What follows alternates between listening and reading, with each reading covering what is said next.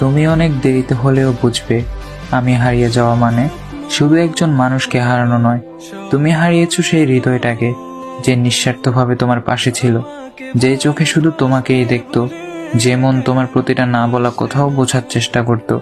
একদিন হঠাৎ খুব মনে পড়বে আমাদের সেই সব দিন যখন আমি ছিলাম। তখন হয়তো তোমার বুকের ভেতরে এক অদ্ভুত শূন্যতা বাজবে, কিন্তু আমি তখন থাকবো না। আমি চলে যাওয়ার পর তুমি ঠিকই টের পাবে এই স্বার্থপর দুনিয়ায় নিখুঁত ভালোবাসা আসলে কতটা দুর্লভ।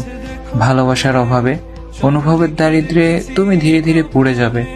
আমি যখন তোমার চারপাশে ছিলাম তুমি বুঝে ওঠোনি আমার গুরুত্ব, অথচ আমি হারিয়ে গেলে হয়তো একদিন বাতাসের হঠাৎ নিঃশ্বাসে, মেঘের বিষণ্ণতায়, নদীর একাকিত্বে বা পাহাড়ের নিস্তব্ধতায় তুমি আমাকে ঠিকই খুঁজে পাবে, কিন্তু সে পাওয়াটা হবে শুধু অনুভবে, বাস্তবে নয়।